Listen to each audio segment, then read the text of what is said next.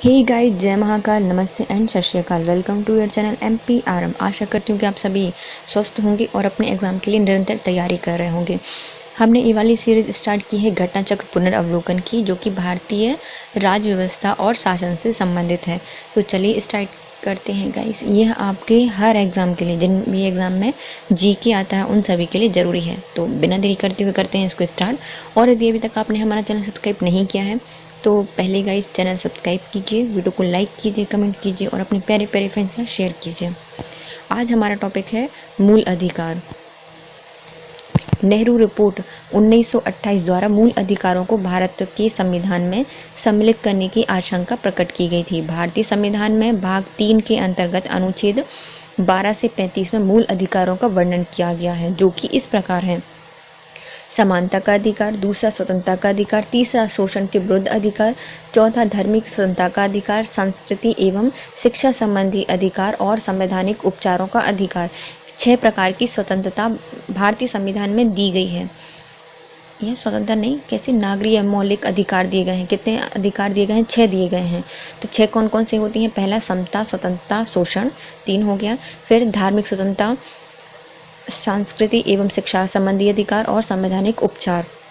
भारतीय संविधान में मौलिक अधिकारों को राज्य के कृत्यों के विरुद्ध एक गारंटी के रूप में स्थान दिया जाता है। मौलिक अधिकार मूलतः नैसर्गिक और अप्रतिदेय की श्रेणी में आते हैं। अनुच्छेद 352 के तहत आपात की उद्घोषणा के प्रवर्तन की स्थिति में अनुच्छेद 358 और 359 के प्रावधानों के अंतर्गत ही मूल अधिकारों का निलंबन किया जा सकता है। मूल अधिकारों को न्याय योग्य या फिर बाध्य योग्य रूप में संविधान में रखा गया है। वर्तमान में कुल 6 मौलिक अधिकार प्रदान किए गए हैं, जबकि मूल संविधान में 7 मौलिक अधिकार थे। भारतीय संविधान में दिए गए मूल अधिकारों की तुलना अमेरिका के अधिकार बिल से की जाती है। भारतीय संविधान में मौलिक अधिकारों के संरक्षण का दायित्व न्यायपालिका के पास है। संविधान के अनुच्छेद 14 में यह सुनिश्चित किया गया है कि किसी भी व्यक्ति को विधि के समक्ष समानता से और विधि के समान संरक्षण से वंचित नहीं किया जाएगा। इस रूप में अनुच्छेद 14 विधायन सत्ता पर नियंत्रण लगाता है। भारत संविधान में समानता के अधिकारों को अनुच्छेद 14 से 18 तक कुल 5 अनुच्छेदों में वर्णित किया गया है, जो कि अग्रलिखित है। विधि के समक्ष समता अनुच्छेद 14 में है। धर्म, मूलवंश, जाति, लिंग, जन्म स्थान के आधार पर विभेद या प्रतिषेध अनुच्छेद 15 में किया गया है। लोक नियोजन के विषय में अवसर की समता अनुच्छेद 16 में है। अस्पृश्यता या फिर छुआछूत का अंत अनुच्छेद 17 में है। उपाधियों का अंत अनुच्छेद 18 में है और अनुच्छेद 19 में से 22 तक स्वतंत्रता के अधिकार वर्णित किए गए हैं। अनुच्छेद 19 के अंतर्गत अभिव्यक्ति की स्वतंत्रता सहित 6 प्रकार की स्वतंत्रताएं दी गई हैं। अनुच्छेद 19(1) के काम में प्रावधानित है कि वाक अभिव्यक्ति की स्वतंत्रता के अंतर्गत ही समाचार पत्रों की स्वतंत्रता भी निहित मानी जाएगी। उच्चतम न्यायालय ने अनेक निर्णयों में सूचना के अधिकारों को अनुच्छेद 19(1) के काम में प्रदत्त वाक एवं अभिव्यक्ति की स्वतंत्रता के अधिकार में निहित माना है। संविधान के अनुच्छेद 19(1) खा में शांतिपूर्ण एवं निरारुद्ध सम्मेलन करने की स्वतंत्रता है कि आप कोई भी सम्मेलन कर सकते हो, लेकिन बिना अपने युद्ध सामग्री के। अनुच्छेद 19(1) के ग में कहा गया है कि संगम और संघ या सहकारी सोसाइटी बनाने की स्वतंत्रता। अनुच्छेद 19(1) घ में भारत के राज्य क्षेत्र में सर्वत्र आबद्ध संचरण करने की स्वतंत्रता। अनुच्छेद 19(1) डा में भारत के राज्य क्षेत्र में किसी भी भाग में निवास करने की, बस जाने की स्वतंत्रता दी गई है। अनुच्छेद 19(1) छाम के तहत कोई भी वृत्ति, व्यापार या कारोबार करने की स्वतंत्रता का प्रावधान किया गया है। हम इनको फिर से देख लेते हैं। क्या दिया गया है? 14 अनुच्छेद में कहा गया है कि विधि के समक्ष समता होगी। 15 में कहा गया है धर्म, मूलवंश, जाति, लिंग, जन्म स्थान के आधार पर विभेद नहीं किया जाएगा। 16 में कहा गया है कि लोक नियोजन के विषय में कोई भी सबको अवसर की समानता दी जाएगी। 17 में अस्पृश्यता का अंत किया गया है। 18 में उपाधियों का अंत किया गया है और 19 से लेकर 22 तक स्वतंत्रता दी गई है। तो 19 में कितने प्रकार की स्वतंत्रता दी गई हैं? तो 19 में है मुख्यतः 6 प्रकार की स्वतंत्रता। पहली है वाक्य की स्वतंत्रता और अभिव्यक्ति की स्वतंत्रता। इसको 19 से एक एक का में माना गया है। तो का कबूतर से वाक और अभिव्यक्ति की स्वतंत्रता। पत्र, समाचार पत्र हो गए, न्यूज़ चैनल हो गए, इनकी स्वतंत्रता भी इसी के अंतर्गत अन्यहित है। फिर आता है खा से शांति, निरारुद्ध सम्मेलन करने की स्वतंत्रता, मतलब खामोश रहकर स्वतंत्रता सम्मेलन आप मतलब कर सकते हो, शांतिपूर्ण खामोशी से सम्मेलन कर सकते हो खा में। गा से गमन करने की, संगम बनाने की, संघ बनाने की स्वतंत्रता दी गई है, सोसाइटी बना सकते हो। घा में आप कहीं भी घूम सकते हो, सर्वत्र आबद्ध संचरण करने की स्वतंत्रता दी गई है।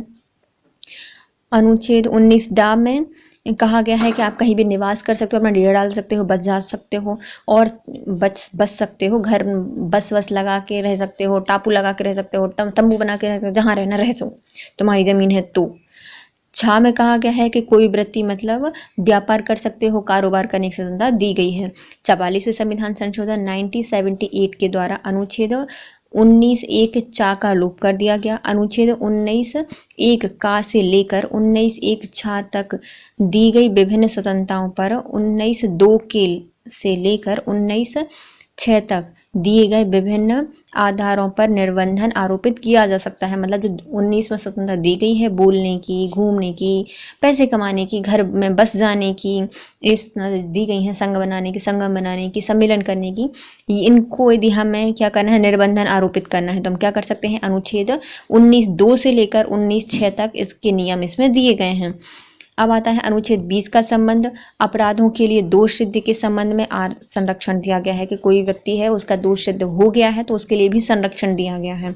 अनुच्छेद 21 का संबंध प्राण और देह की स्वतंत्रता के संरक्षण से है। जीवन का अधिकार से संबंधित है अनुच्छेद 21, मतलब आपको जीने का अधिकार है, आपके प्राण और देह की स्वतंत्रता है। अनुच्छेद 21 का में शिक्षा के अधिकार का संबंध है। अनुच्छेद 22 में कुछ दशाओं में गिरफ्तारी और निरोध से संरक्षण दिया गया है। दोनों हाथों में हथकड़ी डल जाती हैं तो उस दशा में गिरफ्तारी होने पर कुछ निरोध में संरक्षण लगाए गए हैं। अनुच्छेद 24 में 14 वर्ष से कम आयु के बच्चों को कारखाने, खनन इत्यादि में परिसंकटमय क्षेत्रों में नियोजन को निषेध किया गया है। जबकि अनुच्छेद 23 मानव के व्यापार बलात्श्रम का प्रतिषेध करता है कि मानव को आप जबरदस्ती व्यापार नहीं कर सकते उनका, और उनसे मार पीट कर काम नहीं करवा सकते। तो इन दोनों पर प्रतिषेध लगाया गया है अनुच्छेद 23 से। और 24 में लगाया गया है कि 14 साल से कम के बच्चे हैं उनको कारखाने हो गए, खनन जगह हो गई या फिर संकट वाली जगह हो गई, वहाँ पर काम नहीं करा सकते। भारतीय संसद द्वारा निर्मित सिविल अधिकार संरक्षण आयोग 1955 के अंतर्गत भारतीय समाज में अस्पृश्यता दंडनीय अपराध घोषित किया गया है। तो सिविल अधिकार संरक्षण अधिनियम 1955 के तहत अस्पृश्यता को दंडनीय अपराध घोषित किया गया है। भारतीय संविधान के अनुच्छेद 21 में प्रदत्त दैहिक स्वतंत्रता शब्दावली के संचरण अर्थात कहीं भी जाने की अधिकार यानी विदेश भ्रमण भी निहित होता है। 21 में क्या कहा गया है कि आप दैहिक स्वतंत्रता के अंतर्गत आप विदेश में भी घूम सकते हो। सर्वोच्च न्यायालय ने जीवन साथी चुनने के अधिकार को मूल अधिकार मानते हुए इसे अनुच्छेद 21 में निहित माना है। उच्चतम न्यायालय ने उन्नी कृष्णन बनाम आंध्र प्रदेश मामला 1993 में संविधान के अनुच्छेद 21 के कार्यक्षेत्र का विस्तार कर शिक्षा के अधिकार को उसमें शामिल कर दिया गया। और धार्मिक स्वतंत्रता के संबंध में अनुच्छेद 25 है। इसके अंतर्गत प्रत्येक व्यक्ति अपने धर्म का प्रचार करने का अधिकार रखता है। इसमें सिख का कृपाण धारण करने और रखने का अधिकार समाहित होता है। भारतीय संविधान का अनुच्छेद 26 धार्मिक कार्यों के प्रबंध की स्वतंत्रता से संबंधित है। धार्मिक कार्यों के प्रबंध की स्वतंत्रता देता है अनुच्छेद 26। 29 का संबंध है अल्पसंख्यक वर्गों के हितों के संरक्षण से। 30 का संबंध है अल्पसंख्यक वर्गों के शिक्षा संस्थानों की स्थापना करने से, प्रशासन करने के अधिकार से संबंधित है। कौन सा देखो, पहला आता है 25 में दिए गए हैं कोई व्यक्ति अपने धर्म का पालन कर सकता है, प्रचार कर सकता है, जैसे कि सिख अपने कृपाण धारण करते हैं। 26 में कहा गया है कि वो अपने धार्मिक कार्य करने के लिए स्वतंत्र हैं, उनका प्रबंधन कर सकते हैं, जैसे पैसे वैसे जुटा सकते हैं। 29 में कहा गया है जो अल्पसंख्यक वर्ग है वह अपने हितों के संरक्षण के लिए भी कार्य कर सकते हैं। 30 में कहा गया है कि जो अल्पसंख्यक व्यक्ति हैं वह चाहे तो शिक्षक संस्थान स्थापित कर सकते हैं और प्रशासन करने का भी अधिकार दिया गया है। भारतीय संविधान के 44वें संविधान संशोधन 1978 में संपत्ति के अधिकार को मूल अधिकार की श्रेणी से हटाकर अनुच्छेद 300 का के तहत विधिक अधिकार की श्रेणी में डाल दिया गया। भारतीय संविधान के अनुच्छेद 32 के अंतर्गत संवैधानिक उपचारों का अधिकार उल्लिखित किया गया है। मूल अधिकारों के न्यायिक संरक्षण हेतु अनुच्छेद 32 के अंतर्गत उच्चतम न्यायालय तथा अनुच्छेद 226 के तहत उच्च न्यायालयों को शक्ति दी गई है। सर्वोच्च न्यायालय अर्थात उच्च न्यायालय मूल अधिकारों के प्रवर्तन हेतु क्रमशः अनुच्छेद 32 और अनुच्छेद 226 के तहत कई प्रकार के विशेष आदेश जारी करता है, जिन्हें प्रदेश या फिर रिट कहा जाता है। इसमें 5 प्रकार की मुख्यतः रिट होती हैं: बंदी, प्रत्यक्षीकरण, परमादेश, प्रतिषेध, अधिकार प्रेक्षा, उत्प्रेषण। पहला आता है बंदी प्रत्यक्षीकरण। इसके द्वारा न्यायालय किसी की गिरफ्तार व्यक्ति को न्यायालय के सामने प्रस्तुत करने का आदेश दे सकता है। यदि गिरफ्तारी का तरीका या कारण गैरकानूनी या संतोषजनक हो तो न्यायालय बंदी को छोड़ने का आदेश भी दे सकती है। बंदी प्रत्यक्षीकरण में परमादेश, यह आदेश तब जारी किया जाता है जब न्यायालय को लगता है कि कोई सार्वजनिक पदाधिकारी अपने कानूनों या फिर संवैधानिक दायित्वों का पालन नहीं कर रहा है, इससे किसी व्यक्ति का मौलिक अधिकार प्रभावित हो रहा है, तो वह परमादेश दे सकता है। मतलब उसको आदेश देगा कि तुम अपने काम करो, कानूनी या संवैधानिक दायित्वों का पालन नहीं कर रहा है तो उसे बोलेगा तो अपना पालन करो, तो यह है परमादेश। प्रतिषेध, जब कोई निचली अदालत अपने अधिकार क्षेत्र का अतिक्रमण करके किसी मुद्दे की मुकदमे की सुनवाई करता है तो ऊपर की अदालत जैसे कि उच्च न्यायालय हो गया, सर्वोच्च न्यायालय होगा, उसे ऐसा करने से रोकने के लिए प्रतिषेध आदेश देती हैं। तो उनको क्या कर देंगे, प्रतिषेध कि तुम रोको, तुम कौन सा मुकदमा पढ़ रहे हो, ये तुम्हारे क्षेत्र में आता ही नहीं है तो हमें भेजो, तो ये ऐसे बोल सकते हैं प्रतिषेध। फिर आते हैं अधिकार प्रेक्षा। जब न्यायालय को लगता है कि कोई व्यक्ति ऐसे पद पर नियुक्त हो गया है जिस पर उसका कोई कानूनी हक नहीं है, तब न्यायालय अधिकार प्रेक्षा आदेश के द्वारा उस पद पर कार्य करने से रोक सकता है। तो अधिकार पूछ सकता है कि तुम किस अधिकार से काम कर रहे हो, तो अधिकार प्रेक्षा। उत्प्रेषण क्या होता है, जब कोई निचली अदालत या सरकारी अधिकारी बिना अधिकार से कोई कार्य करता है तो न्यायालय, उच्च न्यायालय या सर्वोच्च न्यायालय उसके समक्ष विचाराधीन मामले को उससे लेकर उत्प्रेषण द्वारा उसके ऊपर की अदालत या फिर अधिकारी को हस्तांतरित कर सकती है। तो इसमें क्या होता है, देखो एक अपन ने क्या पढ़ा था, प्रतिषेध, कि उनको रोक दिया कि तुम्हारे अधिकार क्षेत्र में नहीं है तुम ऊपर भेजो या फिर कहीं और भेजो, तो प्रतिषेध मतलब उस पर रोक दिया। लेकिन उत्प्रेषण में क्या होता है, जब निचली अदालत होती है या फिर जो सरकारी अदालतें होती हैं बिना अधिकार के कोई कार्य कर रही होती हैं, तो न्यायालय उनको मतलब ऐसा कोई अधिकार नहीं है लेकिन फिर भी वह काम कर रही हैं, तो ये क्या कर सकते हैं, उच्च न्यायालय, सर्वोच्च न्यायालय उनसे समीक्षा पर विचाराधीन मामले को उनसे लेकर उत्प्रेषण द्वारा ऊपर की अदालतों को भेज दिया जाता है। अब आता है अनुच्छेद 352। इसके तहत युद्ध, बाह्य आक्रमण के कारण राष्ट्रपति द्वारा आपातकाल की उद्घोषणा किए जाने पर अनुच्छेद 358 के तहत अनुच्छेद 19 में वर्णित मूल अधिकार स्वतः ही निलंबित हो जाते हैं। अनुच्छेद 30 और 21 को छोड़कर अन्य मूल अधिकारों को निलंबित करने की शक्ति राष्ट्रपति को अनुच्छेद 359 के तहत प्राप्त है। अनुच्छेद 20 एवं 21 को छोड़कर अन्य मूल अधिकारों को निलंबित करने की शक्ति राष्ट्रपति को अनुच्छेद 359 के तहत प्राप्त है। भारतीय संविधान के 44वें संशोधन के द्वारा अनुच्छेद 20 और 21 के अंतर्गत प्राप्त मूल अधिकारों को निलंबित नहीं किया जा सकता। बच्चन सिंह बनाम पंजाब राज्य के मामले में उच्चतम न्यायालय ने बहुमत के निर्णय से यह अभी निर्धारित किया कि मृत्यु कारित करने के लिए मृत्युदंड का वैकल्पिक दंड अनुच्छेद 14, 19 और 21 का अतिक्रमण नहीं माना जाएगा, कि यदि किसी व्यक्ति को हम मृत्यु दंड दे रहे हैं तो उसके तहत 19, 14 और 21 का अतिक्रमण नहीं माना जाएगा। बच्चन सिंह पंजाब बनाम केस में ने बोला था। अब आते हैं इससे संबंधित प्रश्न। निम्नलिखित में से कौन सा कारक किसी उदार लोकतंत्र में स्वतंत्रता की सर्वोच्च सुरक्षा को निहित करता है? तो जो हमारी शक्तियों का पृथक्करण है यह सर्वोत्तम सुरक्षा निहित होती है किसी भी लोकतंत्र में। एक प्रतिबद्ध न्यायपालिका से तात्पर्य है कि जब न्यायपालिका सरकार सत्तारूढ़ दल की नीतियों के संदर्भ में प्रतिबद्ध हो, अतः ऐसी न्यायपालिका सरकार की नीतियों के विरुद्ध जाकर नागरिकों को, विशेषकर मत भिन्नता रखने वाले लोगों की स्वतंत्रता की सुरक्षा नहीं कर सकती। शक्तियों का केंद्रीकरण लोकतांत्रिक संरचना के शीर्ष नेताओं के पास ही निर्णय क्षमता को संकेंद्रित करता है, जिससे तानाशाही प्रवृत्तियों को बल मिलता है और नागरिकों की स्वतंत्रता प्रभावित होती है। सर्वोच्च यह निर्वाचन सरकार नागरिकों की प्रतिनिधि होने के कारण स्वतंत्रता की संरक्षक मानी जाती है, परंतु निर्वाचित सरकार की स्थिति में भी अल्पमत नागरिकों की स्वतंत्रता विभिन्न प्रकार से प्रभावित हो सकती है। शक्तियों के पृथक्करण से तात्पर्य शासन के तीनों अंग विधायिका, कार्यपालिका और न्यायपालिका की शक्तियों के स्पष्ट पृथक्करण से संबंधित है। इस स्थिति में प्रशासन की किसी एक अंग द्वारा अपनी शक्तियों का दुरुपयोग करने पर दूसरे अंग द्वारा उसका निरोध किया जाता है और इस प्रकार शासन के तीनों अंग में संतुलन बना के रखा जाता है।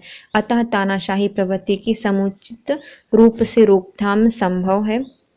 अतः शक्तियों का पृथक्करण ही किसी उदार लोकतंत्र में नागरिकों की स्वतंत्रता की सर्वोच्च सुरक्षा को निहित करती है।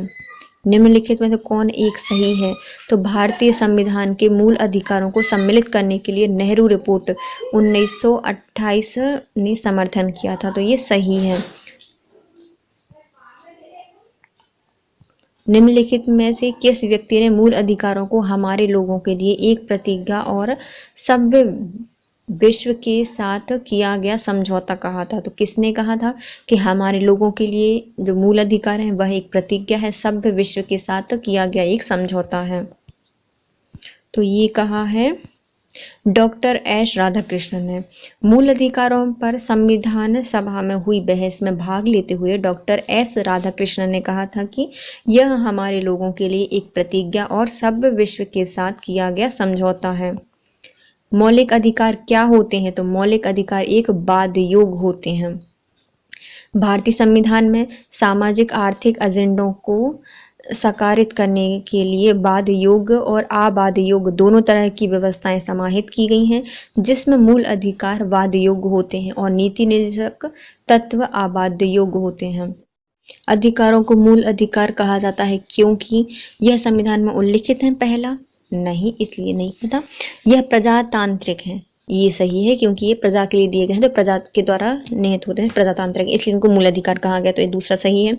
यह लोक कल्याणकारी होते हैं, तो ये भी सही है। यह व्यक्तित्व विकास के लिए आवश्यक होते हैं, तो ये भी सही है, व्यक्ति के विकास के लिए तो है जिम्मेदार। संसद इसके विरुद्ध कानून नहीं बना सकती, तो ये भी है कि कानून इनके लिए, ये जो संसद है वह इनके लिए कानून बना सकती है लेकिन इनको समाप्त नहीं कर सकती। अब आता है कौन सा ऑप्शन कहा है इन्हें? सी कहा है, मतलब पहला, चौथा और पांचवा सही है। तो पहला क्या था कि इनका संविधान में उल्लेख है इसलिए इनको मूल अधिकार कहा जाता है, तो हाँ भैया ये हमारे संविधान में लिखे गए हैं, उल्लेखित किए हैं, इसलिए इनको मूल अधिकार कहा जाता है।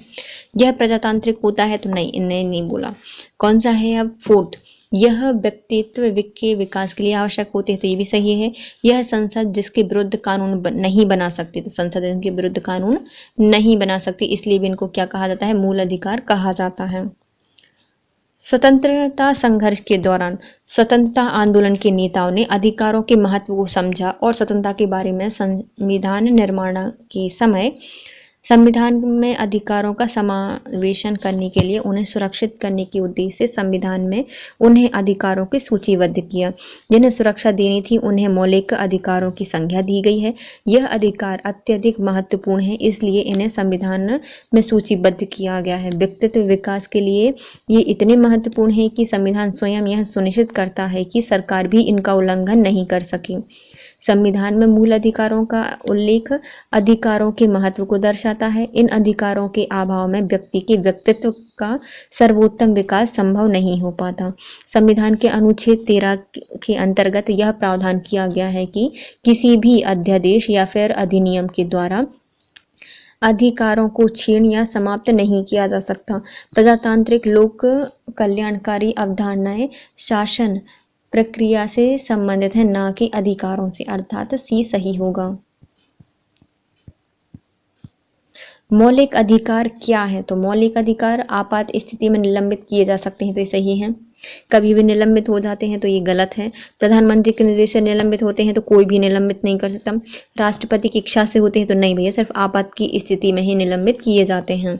मौलिक अधिकार नैसर्गिक एवं अप्रतिदेय अधिकार होते हैं जो राजकृत के विरुद्ध एक गारंटी के रूप में होते हैं। इन्हें केवल आपातकालीन स्थिति में ही निलंबित किया जा सकता है। अनुच्छेद 358 से 359 में आपात की उद्घोषणा के प्रवर्तन की स्थिति में मूल अधिकारों के निलंबन संबंधी प्रावधान का वर्णन किया गया है। भारत में मूल अधिकारों के संबंध में निम्न वक्तव्यों पर विचार कीजिए। तो मूल अधिकार क्या होते हैं? यह राजकृत के विरुद्ध एक गारंटी होते हैं, तो ये सही है। यह संविधान के भाग 3 में सूचीबद्ध किए गए हैं, तो ये भी सही है। यह सामाजिक, आर्थिक एवं राजनैतिक न्याय सुनिश्चित करता है, तो ये सही है।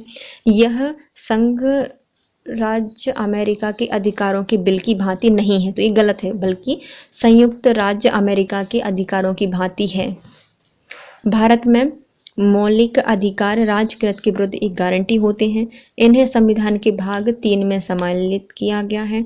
यह संयुक्त राज्य अमेरिका के अधिकार बिल की भांति होते हैं। जहां तक सार्वजनिक, आर्थिक और राजनैतिक न्याय का प्रश्न है, तो ये संविधान की प्रस्तावना में उद्धृत होता है, मतलब उद्भूत होता है। संविधान के भाग 3 में मौलिक अधिकार एवं भाग 4 में राज्य के नीति निर्देशक सिद्धांत दिए गए हैं, जो कि एक दूसरे के पूरक के रूप में कार्य करते हैं। भारतीय संविधान में किस अनुच्छेद के अंतर्गत नागरिकता को मौलिक अधिकार प्रदान किए गए हैं? तो जो नागरिक हैं भारत में, उनको मौलिक अधिकार दिए गए हैं अनुच्छेद 12 से अनुच्छेद 35 तक। 6 प्रकार के मौलिक अधिकार हैं। भारतीय संविधान का कौन सा अनुच्छेद संवैधानिक प्रावधानों को संघीय संसद और राज्य विधान पालिकाओं द्वारा बनाए गए कानून एवं नियमों पर प्राथमिकता प्रदान करता है? तो यह है अनुच्छेद 13। यह अनुच्छेद संवैधानिक प्रावधानों को संघीय संघ या राज्य विधान पालिका द्वारा बनाए गए नियम कानूनों पर प्राथमिकता प्रदान करता है। संविधान के अनुच्छेद 13 में यह प्रावधान किया गया है कि संघ राज्य कोई ऐसा कानून नहीं बनाएंगे जो भाग 3 के प्रदत्त अधिकारों को छीनता हो या फिर न्यून करता हो। यदि कोई कानून मौलिक अधिकारों के उल्लंघन में बनाया गया है, तो वह कानून उल्लंघन की मात्रा तक शून्य होगा। अनुच्छेद 32 संवैधानिक उपचार का अधिकार देता है और अनुच्छेद 245 केंद्र और राज्य द्वारा बनाई गई विधियों का विस्तार करता है। अनुच्छेद 326 लोक सेवा एवं विधानसभा का निर्वाचन वयस्क मताधिकार के आधार पर होता है। भारतीय संविधान के अनुच्छेद 13 का मुख्य उद्देश्य निम्नलिखित में से किसके संदर्भ में संविधान की सर्वोच्चता सुनिश्चित करना है? तो जो मौलिक अधिकार हैं उनके लिए उनके संदर्भ में संविधान की सर्वोच्चता सुनिश्चित करता है।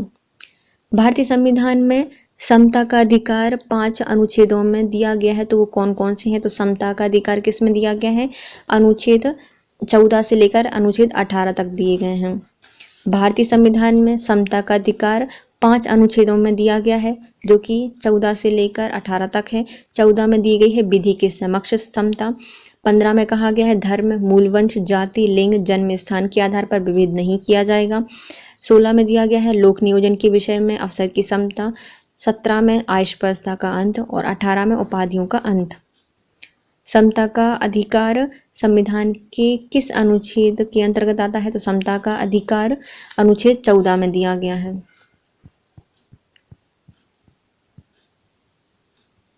अच्छा, इसमें ऑप्शन दिए गए हैं, देखो 14 में आता है, 15 में आता है और 16 में आता है, जबकि 13 में आता है कि जो कोई भी संसद है या विधान मंडल है वो कोई भी ऐसा नियम नहीं बनाएगी जो कि भाग 3 को निम्न करता हो या फिर उनका निश्चित करता हो।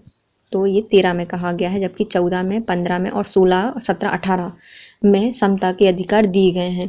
अनुच्छेद 13 में मूल अधिकारों से असंगत या फिर उनके अल्पीकरण करने वाली विधियों को मूल अधिकारों के उल्लंघन की मात्रा तक शून्य करने से संबंधित है।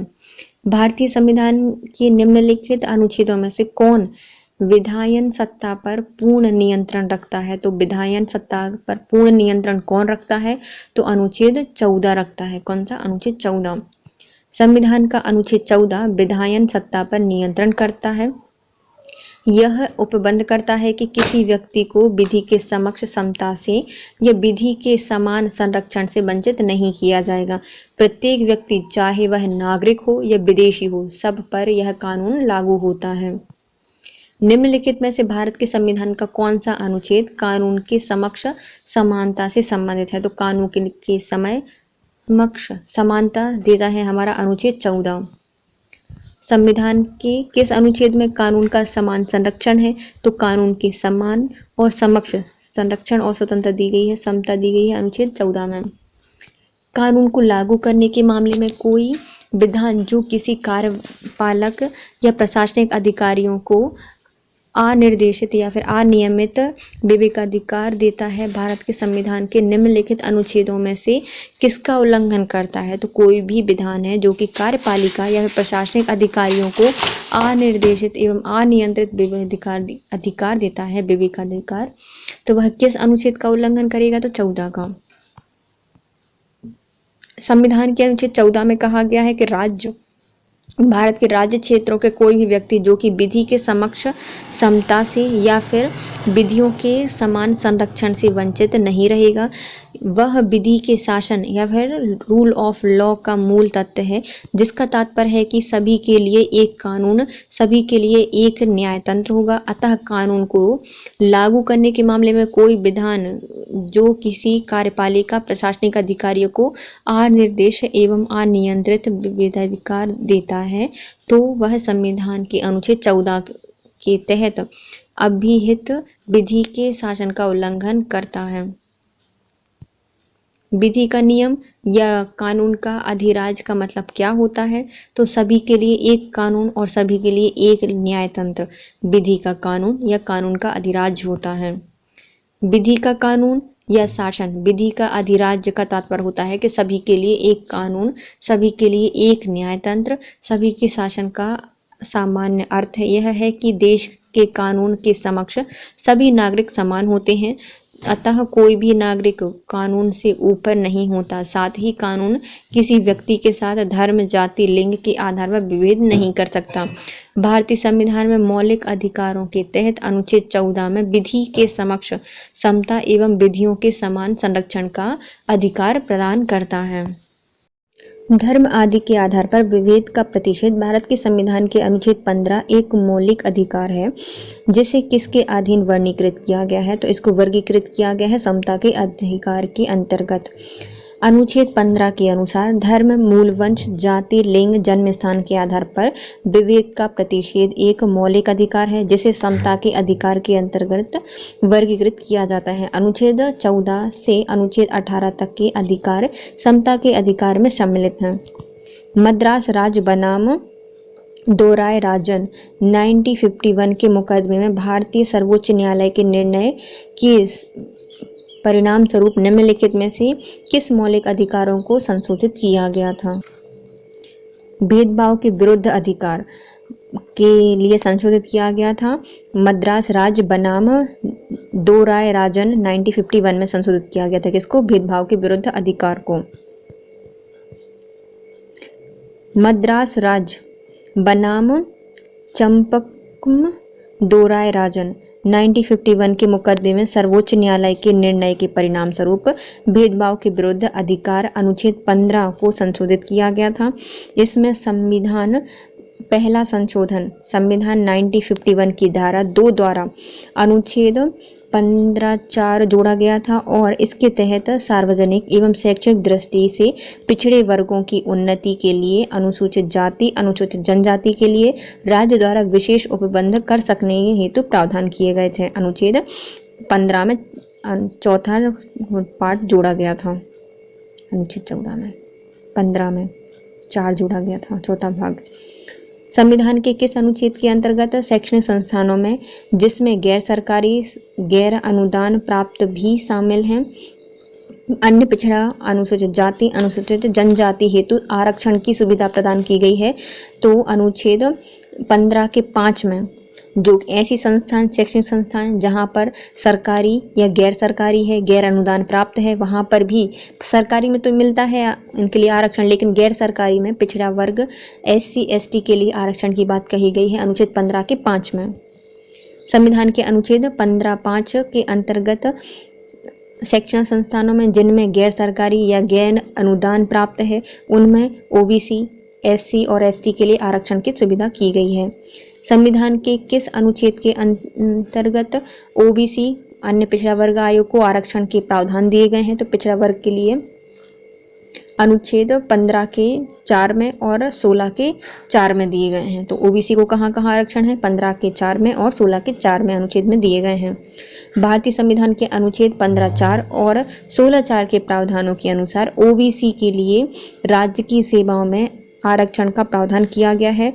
103वें संविधान संशोधन के द्वारा 2019 द्वारा जोड़े गए अनुच्छेद 15(6) और 16(6) के माध्यम से आर्थिक रूप से दुर्बल वर्ग के लिए आरक्षण का प्रावधान किया गया है। भारतीय संविधान के निम्नलिखित अनुच्छेदों में से कौन सा एक लोक नियोजन के विषय में भारत के सभी नागरिकों को अवसर की समानता देता है? तो लोक नियोजन के लिए अनुच्छेद 16 देता है और अनुच्छेद 16 का भी ए और बी सभी वर्गों के लिए सभी नागरिकों को लोक नियोजन के क्षेत्र में अवसर की समानता देता है, अनुच्छेद 16(a) और 16(b). भारतीय संविधान का अनुच्छेद 16(1) और 16(b) के तहत राज्यों के अधीन किसी भी पद पर नियोजन के विषय में भारत के सभी नागरिकों के लिए अवसर की समानता की प्रतिभूति प्रदान की गई है। भारतीय संविधान में जैसे निहित है कि निम्नलिखित में कौन सा समानता के मौलिक अधिकारों में सम्मिलित नहीं है? तो भारतीय संविधान में जैसा कि निहित है कि समानता के मौलिक अधिकार में कौन सा संबंधित नहीं है?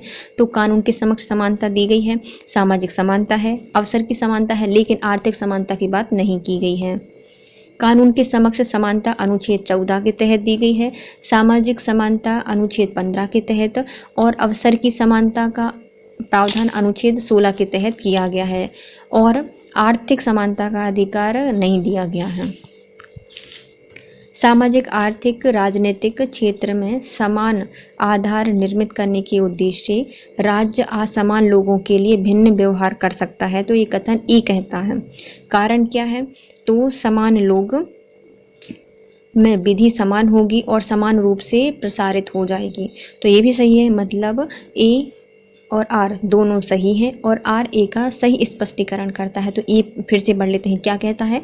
सामाजिक, आर्थिक, राजनीतिक क्षेत्रों में समान आधार पर निर्मित करने के उद्देश्य से राज्य असमान लोगों के लिए भिन्न व्यवहार कर सकता है। यदि राज्य चाहे तो अलग अलग व्यवहार कर सकता है, क्योंकि समान लोगों में विधि समान होगी और समान रूप से प्रशासित भी हो जाएंगी। राज्य सामाजिक, आर्थिक, राजनीतिक क्षेत्रों में समान आधार निर्मित करने के उद्देश्य से असमान लोगों, जैसे कि आर्थिक रूप से गरीब हैं, पिछड़े हैं, वंचित लोग हैं, उनके साथ भिन्न व्यवहार कर सकता है, अर्थात उनको विशेष सुविधा भी प्रदान कर सकता है। अनुच्छेद 16(4) और अनुच्छेद 15(5)(4) के तहत राज्य द्वारा ऐसे प्रावधान किए जाएंगे हैं। हालांकि समान स्तर के लोगों के लिए विधि समान होगी और समान रूप से प्रशासित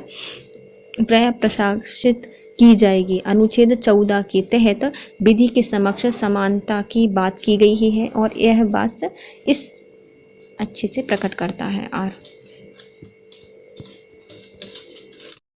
निम्नलिखित में से किसने भारतीय न्यायालय को समान कार्य के लिए समान वेतन का मौलिक अधिकार निगमन करने हेतु समक्ष बनाया है? तो ये बनाया है अपने भारतीय संविधान की प्रस्तावना में प्रयुक्त समाजवादी शब्द से। ए को संविधान के अनुच्छेद 4 के साथ मिलाकर पढ़ना पड़ेगा। सी, ए को संविधान के अनुच्छेद 16 के साथ मिलकर पढ़ना पड़ेगा।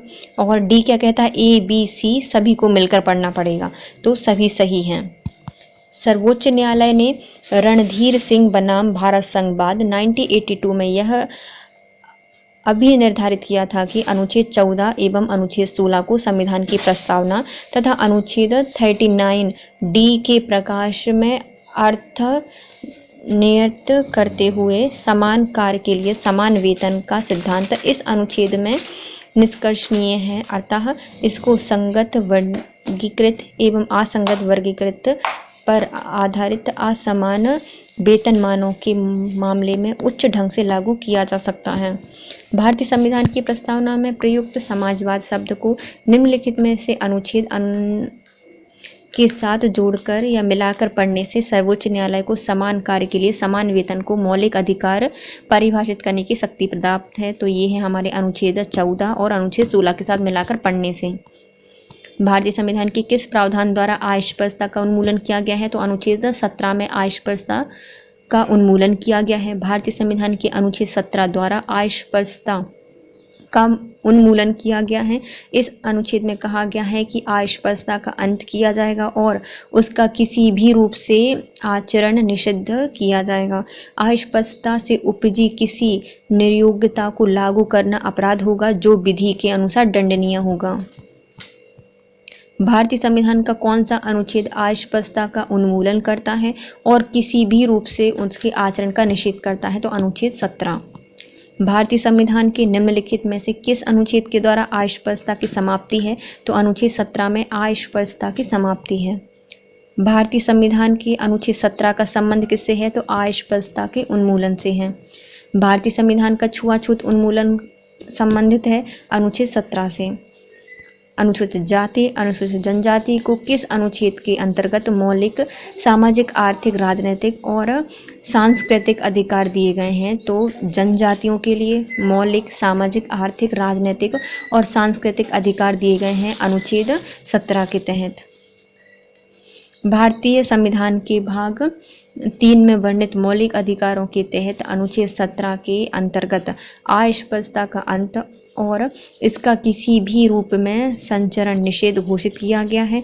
साथ ही अस्पृश्यता से उपजी किसी निर्योग्यता को लागू करना विधि के अनुसार दंडनीय अपराध माना जाएगा। अनुच्छेद 17 समता के मौलिक अधिकार से संबंधित है। अस्पृश्यता के निषेध से छूत और अछूत समझे जाने वाले व्यक्ति, विशेषकर SC और ST को इस मौलिक सामाजिक, आर्थिक, राजनीतिक और सांस्कृतिक आधार के अधिकार दिए जाएंगे। उनको सारे आधार के अधिकार मिले। भारत में अस्पृश्यता का निवारण निम्नलिखित में से किन उपायों द्वारा किया गया है? तो भारत में अस्पृश्यता का अंत कानून बनाकर, शिक्षा में उन्नति लाकर, जन जागरण के द्वारा कम किया गया है, लेकिन नौकरियां प्रवेश दिलाने से कोई मतलब ही नहीं है। भारत में अस्पृश्यता का निवारण कानून बनाकर, शिक्षा की उन्नति द्वारा, जन जागरण के द्वारा और संविधान के अनुच्छेद 17 अस्पृश्यता के अंत का प्रावधान करता है। संसद ने सिविल अधिकार संरक्षण अधिनियम 1955 के द्वारा अस्पृश्यता को दंडनीय अपराध घोषित किया है।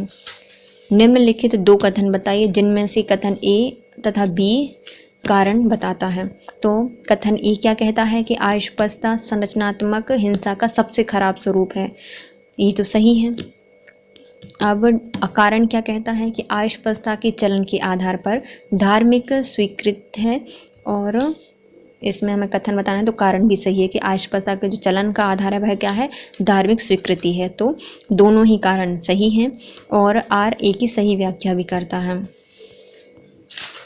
संरचनात्मक हिंसा से तात्पर्य ऐसे सुनियोजित तरीके से होता है जिसके जरिए सामाजिक ढांचा किसी समाज में व्यक्तियों को हानि पहुंचाता है और उन्हें अवसर से वंचित करता है। संरचनात्मक हिंसा आमतौर पर जोहान गाल्टुंग के अनुसार वर्णित एक शब्द है जिससे उन्होंने हिंसा, शांति और अनुसंधान 1969 नामक लेख में प्रस्तुत किया था।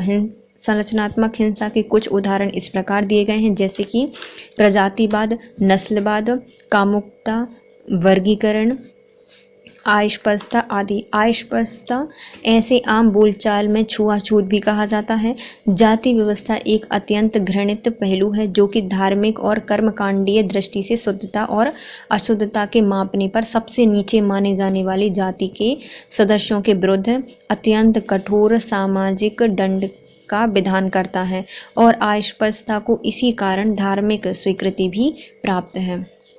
भारतीय संविधान के निम्नलिखित अनुच्छेदों में से कौन भिन्न वर्ग में आता है? तो ऑप्शंस 14, 15, 16, 19 ये दोनों मतलब सभी समान नहीं, 19 समानता अधिकार नहीं है, जबकि तो समानता के अधिकार हो जाएंगे।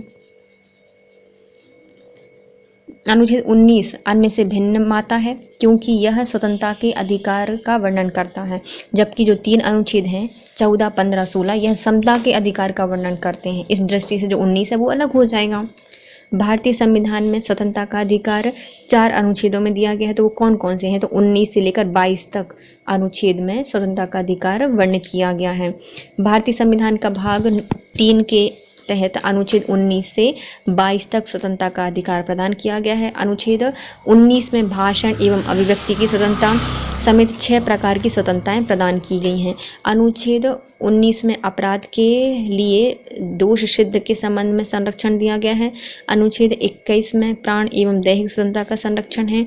अनुच्छेद 21 के का के अंतर्गत शिक्षा का अधिकार और अनुच्छेद 22 के अंतर्गत कुछ दशाओं में गिरफ्तारी एवं निरोध से संरक्षण प्रदान किया गया है। भारतीय संविधान के किस अनुच्छेद में भाषण एवं अभिव्यक्ति की स्वतंत्रता का मूल अधिकार का प्रावधान है? तो भाषण एवं अभिव्यक्ति की स्वतंत्रता दी गई है अनुच्छेद 19 में।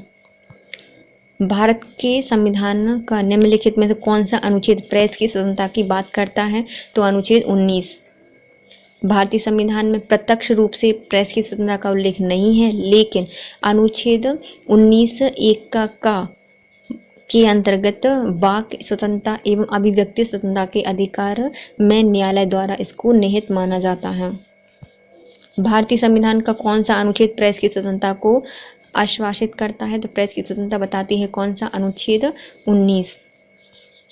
भारत का संविधान स्पष्टतः प्रेस की आज़ादी की व्याख्या नहीं करता, परंतु यह आज़ादी अंतर्निहित होती है हमारे 19(1) के का में। भारत में समाचार पत्रों का स्वतंत्रता किस में दी गई है? तो समाचार पत्र की स्वतंत्रता भारत के संविधान अनुच्छेद 19(1) के का में विशेष रूप से तो नहीं, लेकिन वाक और अभिव्यक्ति स्वतंत्रता के अंतर्गत आती है।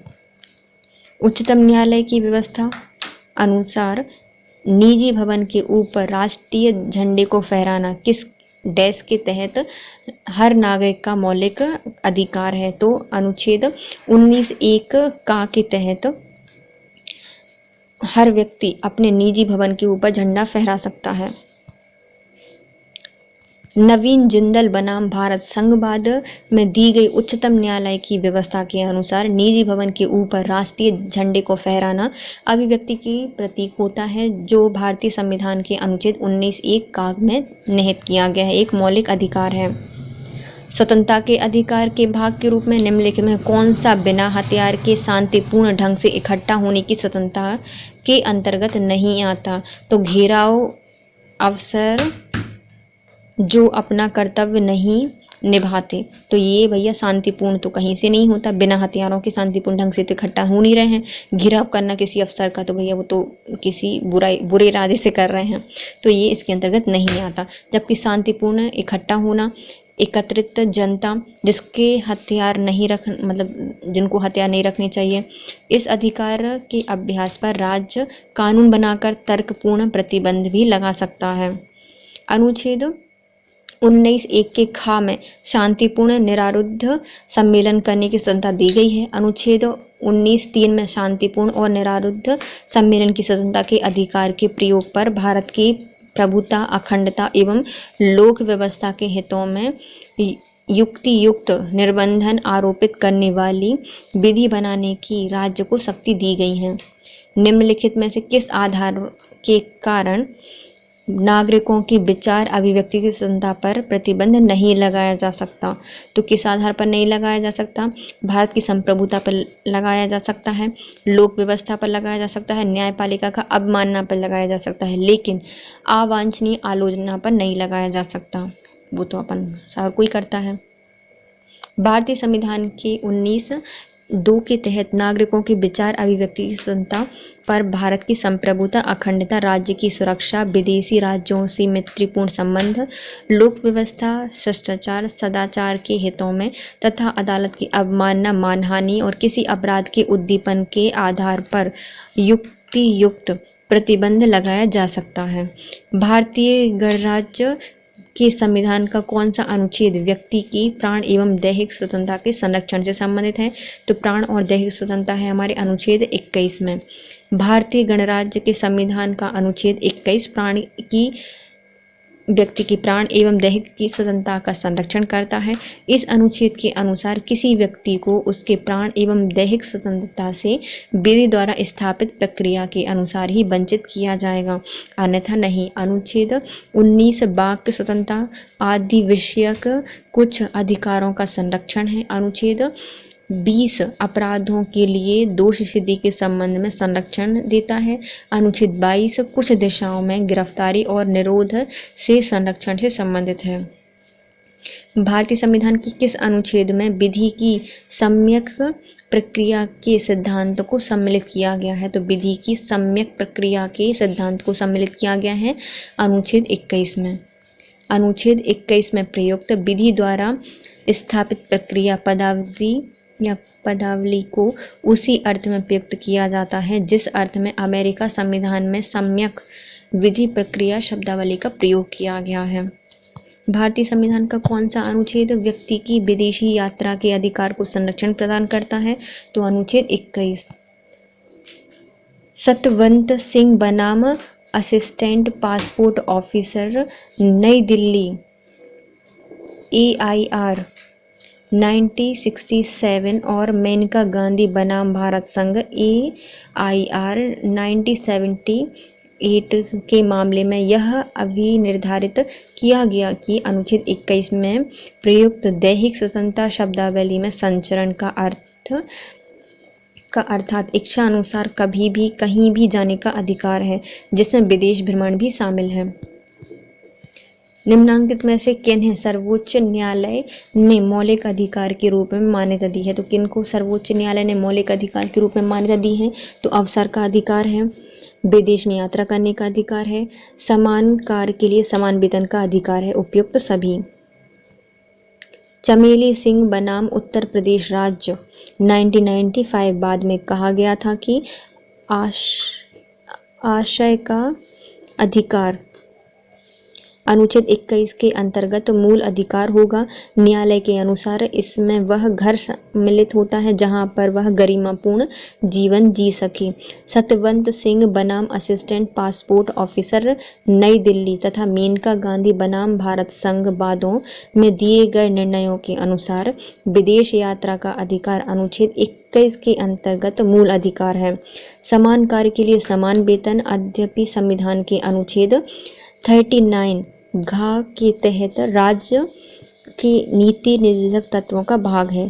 तथापि रणधीर सिंह बनाम भारत संघ 1982 बाद में सर्वोच्च न्यायालय ने यह निर्धारित किया कि संविधान की प्रस्तावना एवं अनुच्छेद 39 घ के आलोक में अनुच्छेद 14 और 16 को पढ़ने से समान कार्य के लिए समान वेतन का सिद्धांत प्राप्त होता है। उत्तर प्रदेश लोक सेवा आयोग ने अपनी कई प्रारंभिक परीक्षाओं में पूछे गए प्रश्नों में समान कार्य के लिए समान वेतन को उपयुक्त उपबंधों के तहत सर्वोच्च न्यायालय द्वारा परिभाषित और निर्गमित मौलिक अधिकार माना है। निम्नलिखित अधिकारों में से कौन सा अधिकार अनुच्छेद 19(1) के डी को अनुच्छेद 21 से मिलाकर पढ़ने पर प्राप्त होगा? तो 19(1) के घ को अनुच्छेद 21 से पढ़ने पर होगा तो एकांत का अधिकार, एकांतता का अधिकार। घ क्या बताता है? डी क्या बताता है? रहने का। तो एकांतता का अधिकार बताता है 21 के साथ पढ़ने पर। इन चारों में से किसी भी अधिकार का उल्लेख अलग से अर्थात स्पष्टतः मूल अधिकारों में से नहीं है, किंतु उच्चतम न्यायालय ने अपने सृजनात्मक निर्वाचन द्वारा इन चारों अधिकारों को मूल अधिकारों में अंतर्निहित माना है, विशेषकर अनुच्छेद 21 के प्राण एवं दैहिक स्वतंत्रता के संरक्षण में protection of life and personal liberty के अधिकार के अंतर्गत इन चारों अधिकारों को भी विभिन्न निर्णयों के द्वारा शामिल किया गया है। गोविंद बनाम मध्य प्रदेश राजबाद 1975 और मलक सिंह और अन्य बनाम पंजाब एवं हरियाणा बाद 1980 आदि में सर्वोच्च न्यायालय द्वारा यह अभी निर्धारित किया गया था कि संविधान के अनुच्छेद 19(1) डी भारत के राज्य क्षेत्र में सर्वत्र आबाद संचरण का अधिकार देता है, को अनुच्छेद 21 में पढ़ने उनको साथ में मिलाकर पढ़ने पर एकांतता या निजता का अधिकार या राइट टू प्राइवेसी प्राप्त होगी। उल्लेखनीय है कि जस्टिस के.एस. पुट्टास्वामी बनाम भारत संघवाद आधार मामले में भी अगस्त 2017 में सर्वोच्च न्यायालय की 9 सदस्यीय संविधान पीठ ने निजता के अधिकार को संविधान के अनुच्छेद 21 में अंतर्निहित तथा संविधान के भाग 3 द्वारा गारंटीकृत स्वतंत्रताओं का भाग मानते हुए इसे स्पष्टतः संवैधानिक संरक्षण प्रदान किया। उच्चतम न्यायालय ने विकल्प में दिए गए प्रयुक्त 4 अधिकारों के अतिरिक्त अनेक अधिकारों को भी अपने विभिन्न निर्णयों में अनुच्छेद 21 के अंतर्गत माना है, जो कि इस प्रकार है।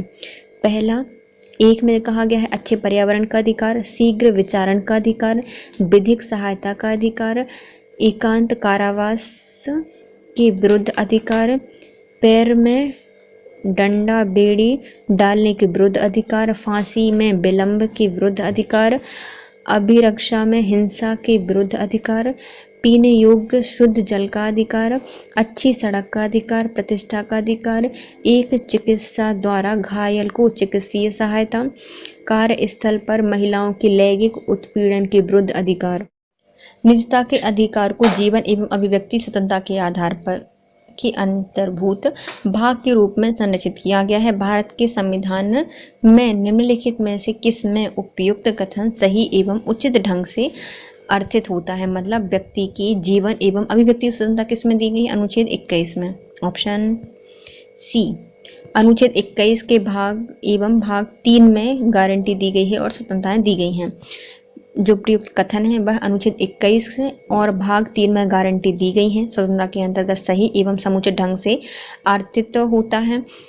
24 अगस्त 2017 को सर्वोच्च न्यायालय की 9 सदस्यीय संविधान पीठ ने भी निजता के अधिकार को मौलिक अधिकार का दर्जा प्रदान किया है। अतः कहा है कि निजता का अधिकार जीवन एवं व्यक्तिगत स्वतंत्रता के अधिकार के अंतर्गत भाग के रूप में संरक्षित है। भारत के संविधान के किस अनुच्छेद के अंतर्गत निजता का अधिकार आता है? तो निजता का अधिकार अनुच्छेद 21 में वर्णित है। भारत के संविधान का कौन सा अनुच्छेद अपनी पसंद के व्यक्ति से विवाह करने के लिए किसी व्यक्ति के अधिकार को संरक्षण देता है? तो अनुच्छेद 21।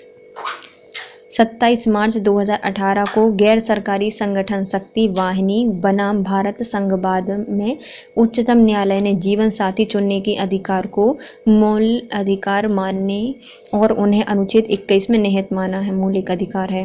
मौलिक।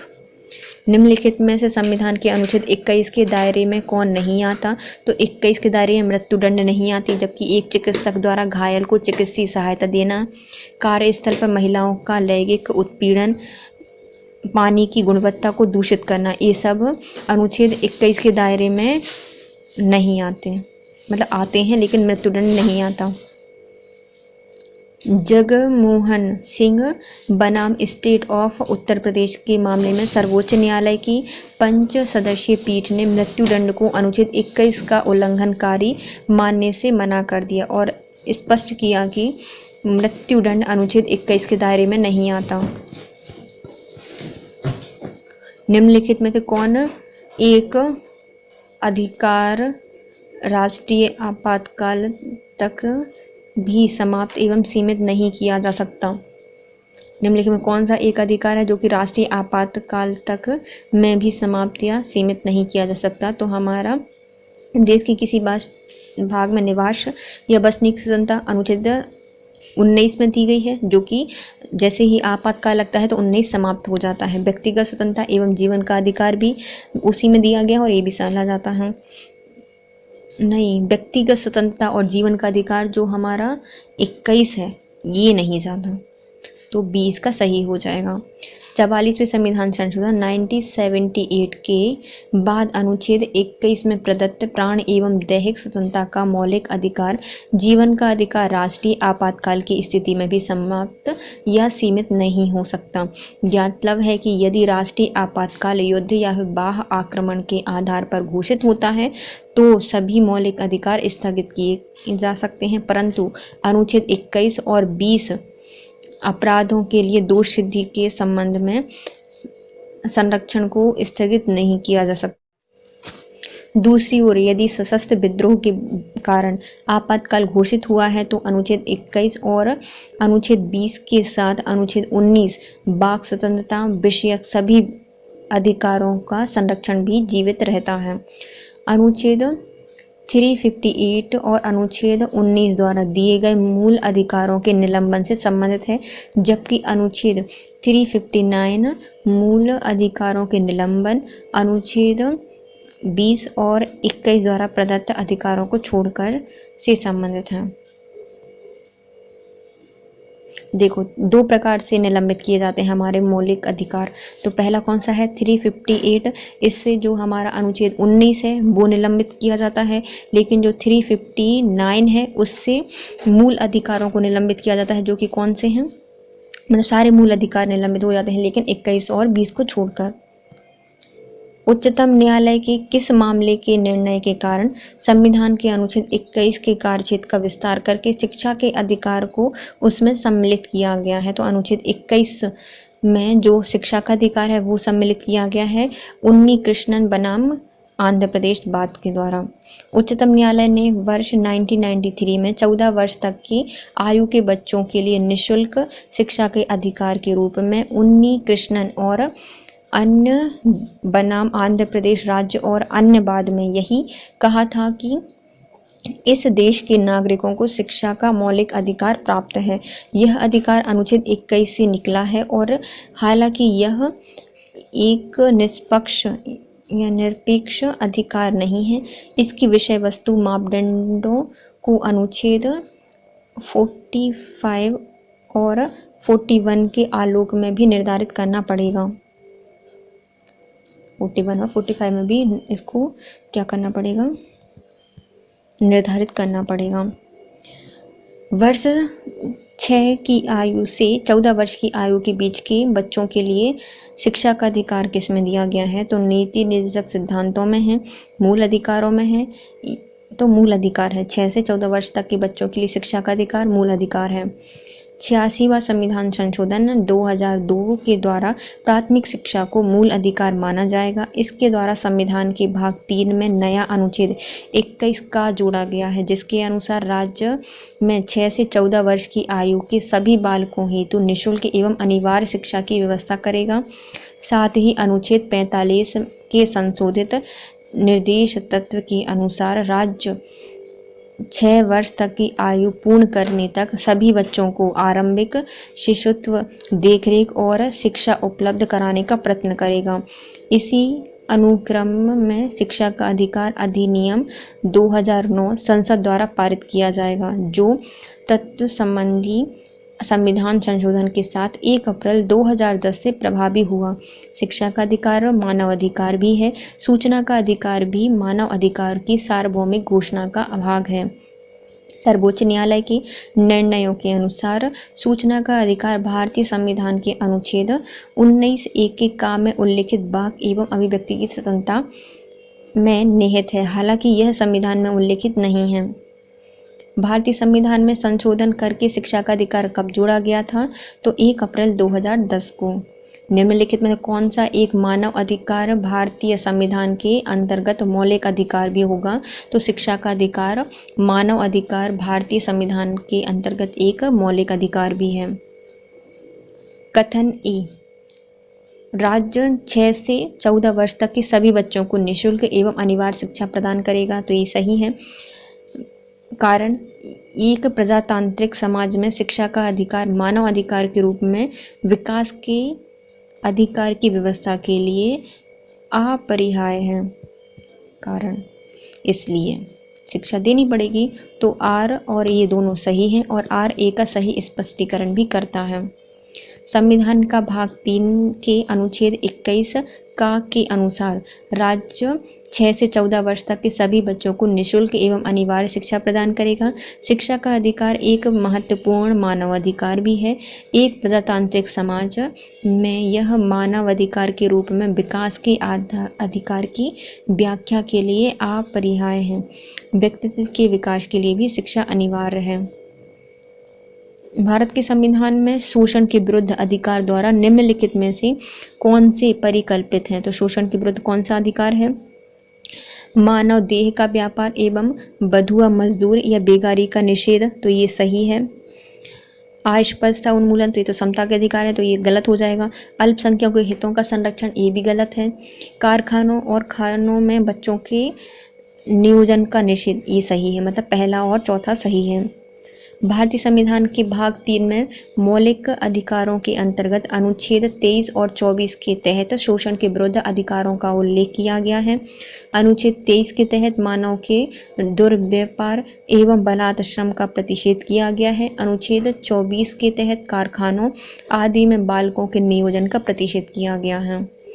भारतीय संविधान का कौन सा अनुच्छेद बालकों या बच्चों के शोषण के विरुद्ध मौलिक अधिकार का संबंध बताता है? तो ये है 24। भारत के संविधान के अनुच्छेद 24 के अनुसार 14 वर्ष से कम बच्चों की किसी भी कारखाने खान में काम करने के लिए नियोजित नहीं किया जाएगा। किसी अन्य परिसंगठनमय नियोजन में भी नहीं लगाया जाएगा।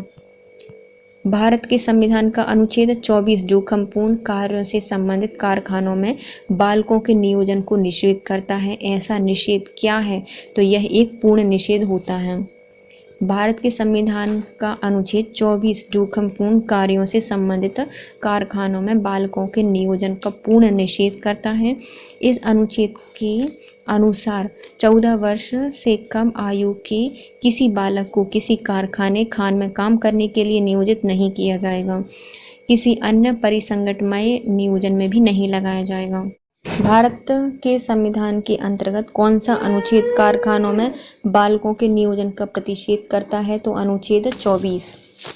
मूल अधिकारों से संबंधित संविधान के निम्नलिखित अनुच्छेदों में से कौन एक प्रत्यक्ष रूप से बालकों के शोषण से संबंध है? तो ये है अनुच्छेद 24। ICCPR के अनुच्छेद डैश द्वारा बाल अधिकार को संरक्षण दिया गया है। तो 24 में ICCPR यानी international convent on civil and political rights के अनुच्छेद 24 द्वारा बाल अधिकारों को सुरक्षित किया गया है। उल्लेखनीय है कि भारत के अनुच्छेद 24 के द्वारा भी बाल अधिकारों का संरक्षण किया गया है।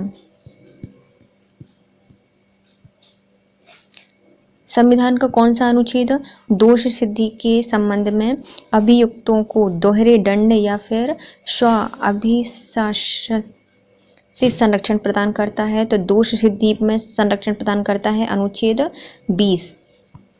संविधान के अनुच्छेद 20 के 2 के अनुसार किसी व्यक्ति को एक ही अपराध के लिए एक बार से अधिक अभियोजित या दंडित नहीं किया जा सकता। अनुच्छेद 20(3) के अनुसार किसी अपराध के कारण के लिए अभियुक्त किसी व्यक्ति को स्वयं उस अपने विरुद्ध साक्षी होने के लिए भी बाध्य नहीं किया जाएगा।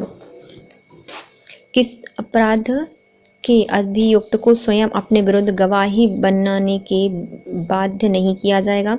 भारतीय संविधान के किस अनुच्छेद में यह प्रावधान किया गया है? 20 के 3 में। किसी व्यक्ति को एक ही अपराध के लिए एक बार से अधिक अभियोजित या दंडित नहीं किया जाएगा। अपराधियों के लिए दोष सिद्धि के संबंध में उपरोक्त संरक्षण किस अनुच्छेद में दिया गया है? तो अनुच्छेद 20 में दिया गया है। बंदी बनाए गए व्यक्तियों के मौलिक अधिकारों का संरक्षण या रक्षा किस अनुच्छेद के तहत की जाती है? तो ये की जाती है अनुच्छेद 22 में। जो कि दोष सिद्ध हैं उनके लिए 20 में संरक्षण दिया गया है और जो बंदी बने हुए हैं उनके लिए 22 में। संविधान के अनुच्छेद 22 के कुछ दिशाओं में गिरफ्तारी और निरोध से संरक्षण प्रदान किया गया है। इस अनुच्छेद के खंड 1 के अनुसार कोई भी व्यक्ति जो गिरफ्तार किया गया है ऐसी गिरफ्तारी के कारणों से यथाशीघ्र अवगत कराए बिना अभिरक्षा से निरुद्ध नहीं रखा जाएगा या अपनी रुचि के विरुद्ध व्यवसायी से परामर्श करने या फिर प्रतिरक्षा करने के अधिकार से वंचित नहीं रखा जाएगा। निम्नलिखित में से ऐसा सम्मिलित नहीं है? तो अनुच्छेद 22(1) में कहा गया है कि स्वयं की पसंद से अभिवक्ता द्वारा प्रतिरक्षा का अधिकार है, मतलब कि जो आप वकील चाहें अधिवक्ता चाहें उससे प्रतिरक्षा करवा सकते हैं। तो ये सही है, स्वयं की पसंद से। अनुच्छेद 22 का 4 कहता है कि निवारक निरोध का उपबंध करने वाली कोई विधि 3 महीने से अधिक निरुद्ध किए जाने पर प्रतिकृत या प्राधिकृत नहीं कर सकती या नहीं करेगी। तो जो अपराध निरोध है या निरोध निवारक निरोध होते हैं अपराध, उनमें 24(4) में कहा गया है कि कोई भी ऐसी विधि जो कि 3 महीने से अधिक है तो उसके लिए प्राधिकृत नहीं होगी। अनुच्छेद 22 के 2 में कहा गया है कि संसद विधि द्वारा अन्य उन परिस्थितियों का निर्धारण कर सकेगी जिसके अंतर्गत 3 माह से अधिक निरुद्ध किया जा सकेगा। तो ये गलत है, ये वाला गलत है। अब आता है डी। अनुच्छेद 22 के 1 में कहा गया है कि गिरफ्तार किए गए व्यक्ति को गिरफ्तारी के कारण को यथासंभव शीघ्रातिशीघ्र बताए बिना अभिरक्षा में नहीं रखा जाएगा। तो ये सही है कि उसको क्या अतिशीघ्र उसको बताए बिना अभिरक्षा में नहीं रखा जाएगा। अब आता है इसका डिस्क्रिप्शन। संविधान के अनुच्छेद 22(2) के अनुसार प्रत्येक व्यक्ति को जो कि गिरफ्तार किया गया है और अभिरक्षा से निरुद्ध रखा गया है, गिरफ्तारी के स्थान से मजिस्ट्रेट के न्यायालय तक यात्रा के लिए आवश्यक समय को छोड़कर ऐसी गिरफ्तारी से 24 घंटे की अवधि में निकटतम मजिस्ट्रेट के समक्ष पेश किया जाएगा। ऐसे व्यक्ति को मजिस्ट्रेट के प्राधिकरण के बिना युक्त अवधि से अधिक अवधि के लिए अभिरक्षा में निरुद्ध नहीं रखा जाएगा। अनुच्छेद 22(7) में यह प्रावधानित किया गया है कि संसद विधि द्वारा उन परिस्थितियों का निर्धारण कर सकेगी जिसके अंतर्गत 3 माह से अधिक निरुद्ध किया जा सकेगा। अतः प्रश्नगत युक्त सम्मिलित हैं, बस एक गलत था। थी सी। प्रत्यक्ष बंदीकरण अधिनियम के अंतर्गत एक व्यक्ति बिना मुकदमे चलाए बंदी बनाया जा सकता है तो कम से कम 3 माह तक के लिए। प्रत्यक्ष बंदीकरण या फिर निवारक निरोध अधिनियम के अंतर्गत एक व्यक्ति को बिना मुकदमा चलाए 3 महीने तक के लिए बंदी बनाया जा सकता है। अनुच्छेद 22 के 4 के अनुसार यदि निरोध 3 माह से अधिक के लिए है तो वह मामला सलाहकार बोर्ड को निर्दिष्ट किया जाएगा। ऐसे व्यक्ति को निरोध में भी रखा जाएगा जब सलाहकार बोर्ड का यह मत हो कि ऐसे निरोध के लिए पर्याप्त आधार हैं। प्रिवेंटिव डिटेंशन के अंतर्गत एक व्यक्ति को बिना मुकदमा चलाए कब तक बंदी बना के रख सकते हैं तो ओनली 3 माह तक के लिए। भारत में निवारक निरोध या फिर प्रिवेंटिव डिटेंशंस के अंतर्गत एक व्यक्ति को बिना मुकदमा चलाए बगैर न्यायिक सलाहकार बोर्ड के प्रतिवेदन के अधिकतम 3 माह तक संविधान के अनुच्छेद 22 के अनुसार बंदी बनाकर रखा जा सकता है। हालांकि अनुच्छेद 22(7) के तहत संसद द्वारा बनाई गई किसी विधि के तहत निर्धारित मामलों और निर्धारित अधिकतम अवधि के संदर्भ में यह बात लागू नहीं होती। भारत के संबंध में निम्नलिखित कथनों पर विचार कीजिए। जब एक कैदी पर्याप्त आधार प्रस्तुत करता है तो ऐसे कैदी को पैरोल माना नहीं किया जा सकता क्योंकि यह उसके अधिकारों का मामला बन जाता है। तो ये नहीं पता, गलत है, सही है। कैदी की पैरोल पर छोड़ने के लिए राज्य सरकार को अपने नियम हैं। हाँ, तो ये सही है, बी सही है, ए गलत है। पैरोल किसी व्यक्ति को दंडादेश के निलंबन के साथ रिहा करने की प्रणाली होती है। यह रिहाई सामान्यतः कैदी के व्यवहार के आधार पर निर्धारित अवधि हेतु सशर्त होती है तथा उसके अधिकारियों के समक्ष आवधिक रूप से रिपोर्ट करना आवश्यक होता है। पैरोल एक फोरलो की व्यवस्था कारागार प्रणाली को मानवीय बनाने के उद्देश्य से की गई है। अतः ये 1894 के कारागार अधिनियम के तहत शासित होते हैं। पैरोल कैदी का अधिकार नहीं होता तथा उसे विशेष कारण या परिस्थिति के आधार यथा परिवार में किसी की मृत्यु या रक्त संबंधी के विवाह पर भी प्रदान किया जा सकता है। कैदी द्वारा पैरोल हेतु पर्याप्त आधार प्रस्तुत करने पर भी समक्ष अधिकारी उसे अस्वीकृत कर सकता है यदि उसकी राह में कैदी का रिहा होना समाज के हित में न हो या कैदी के रिहा होने पर उसके फरार हो जाने की आशंका हो। बहुधा मृत्युदंड प्राप्त कैदी को भी पैरोल पर नहीं छोड़ा जाता। इसके अतिरिक्त बहुहत्या दोषी एवं आतंक रोधी गैर कानून गतिविधियों निवारक अधिनियम यूएपीए के तहत सजा याफ्ता कैदी भी पैरोल के पात्र नहीं होते। कथन एक गलत है। कथन दूसरा, क्योंकि कारागार या फिर उसके निरुद्ध व्यक्ति संविधान की 7वीं अनुसूची के तहत राज्य सूची का विषय है और राज्य सरकार द्वारा कारागार अधिनियम के तहत कैदी को पैरोल पर छोड़ने के लिए अपने नियम बनाए गए हैं, तो पैरोल राज्य कार्यकारी या कार्यपालिका द्वारा प्रदान की जाती है। जेल अधिकारी इस संदर्भ में राज्य सरकार को अपनी रिपोर्ट देते हैं तथा पैरोल प्रदान करने का निर्णय मानवीय आधारों पर सक्षम प्राधिकारी द्वारा लिया जाता है। धार्मिक स्वतंत्रता के अधिकार के प्रावधान के अंतर्गत सम्मिलित है। तो धार्मिक स्वतंत्रता के अंतर्गत क्या सम्मिलित है? धर्म में प्रचार करने का अधिकार, सिक्कों का कृपण धारण करने और रखने का अधिकार, राज्य को समाज सुधारक विधि निर्माण करने का अधिकार, ये तीनों हैं। धार्मिक निकायों को लोगों का धर्म परिवर्तन करने का अधिकार नहीं है, तो ये गलत हो जाएगा। पहले 3 सही थे। धार्मिक स्वतंत्रता के मौलिक अधिकारों के प्रावधानों के अंतर्गत धर्म प्रचार करने का अधिकार, राज्य को समाज सुधारक विधि निर्माण करने का अधिकार अनुच्छेद 25 में है। सिख को कृपाण धारण करने का और रखने का अधिकार अनुच्छेद 25 में स्पष्टीकरण दिया गया है। धार्मिक निकायों को लोगों का धर्म परिवर्तन करने का अधिकार धार्मिक स्वतंत्रता का अधिकार नहीं है। संविधान के किस अनुच्छेद के अंतर्गत सिखों द्वारा कृपण धारण करने या धार्मिक स्वतंत्रता का अंग माना जाता है? तो यह धार्मिक स्वतंत्रता का अंग माना जाता है अनुच्छेद 25 के तहत। भारतीय संविधान के अनुच्छेद 25 का संबंध है धार्मिक की स्वतंत्रता। भारतीय संविधान के अनुच्छेद 25 में प्रयुक्त हिंदू शब्द किसे सम्मिलित है? तो हिंदू शब्द का संबंध है पारसियों को सम्मिलित नहीं किया गया है हिंदू में, जबकि बौद्ध, जैन और सिख इसमें सम्मिलित होते हैं। भारतीय संविधान के अनुच्छेद 25(2) में प्रयुक्त हिंदू शब्द में बौद्ध, जैन और सिख आते हैं, लेकिन पारसी नहीं आते हैं। संविधान के अनुच्छेद 25 के अनुसार धर्म स्वतंत्रता का अधिकार किसके अधीन नहीं है? तो धर्म स्वतंत्रता का अधिकार मानववाद के अधीन नहीं है, जबकि सार्वजनिक व्यवस्था के अंतर्गत है, स्वास्थ्य और सदाचार है।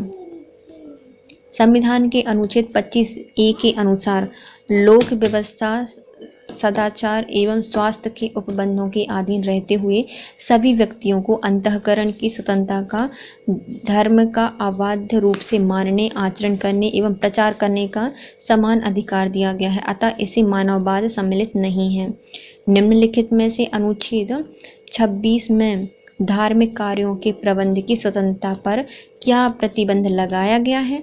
तो अनुच्छेद 26 में धार्मिक कार्यों के प्रबंध में स्वतंत्रता पर प्रतिबंध लगाया गया है, तो कौन सा है? लोक व्यवस्था पर लगाया गया है, शिक्षा पर नहीं लगाया गया है, राष्ट्रीय सुरक्षा पर नहीं लगाया गया है, सदाचार पर है, स्वास्थ्य पर लगाया गया है और धर्मनिरपेक्षता पर नहीं लगाया गया है।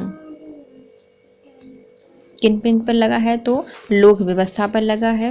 लोक व्यवस्था के टाइम लग सकता है, धार्मिक प्रबंधन पर प्रतिबंध, और सदाचार पर और स्वास्थ्य पर। निम्नलिखित में से कौन सम्मिलित नहीं है? तो 23 में कहा गया है कि मानव के दुर्व्यापार एवं बलात्श्रम का प्रतिशोध है। अनुच्छेद 24 में कहा गया है कि कारखानों आदि में बालकों के नियोजन का निषेध है। 25 में कहा गया है धार्मिक कार्यों के प्रबंध की स्वतंत्रता, मतलब धार्मिक की स्वतंत्रता दी गई है 25 में, जबकि ऑप्शन है ही नहीं 25। 26 में क्या कहा गया है कि धार्मिक कार्यों के प्रबंध की स्वतंत्रता, ये भी सही है, प्रबंध के कार्य कर सकते हो तुम। 29 में कहा गया है शैक्षणिक संस्थानों की स्थापना एवं प्रशासन करने का अल्पसंख्यकों का अधिकार, तो ये गलत है। अल्पसंख्यकों को शिक्षा संस्थानों की स्थापना, प्रशासन करने का अधिकार अनुच्छेद 30 में दिया गया है, जबकि अनुच्छेद 19 में अल्पसंख्यक वर्गों के हितों के संरक्षण से संबंधित है। अनुच्छेद 23 मानव के व्यापार एवं बलात्श्रम के प्रतिबंध से संबंधित है। अनुच्छेद 24 कारखानों से संबंधित है, बालकों के नियोजन पर प्रतिबंध से है। अनुच्छेद 26 धार्मिक कार्यों के प्रबंध की स्वतंत्रता से है। अनुच्छेद 32 संवैधानिक उपचारों का संबंध है। अनुच्छेद 31 में संपत्ति का अनिवार्य अर्जन से संबंधित है, और जिसको 44वें संविधान संशोधन 1978 के द्वारा निश्चित कर दिया गया था।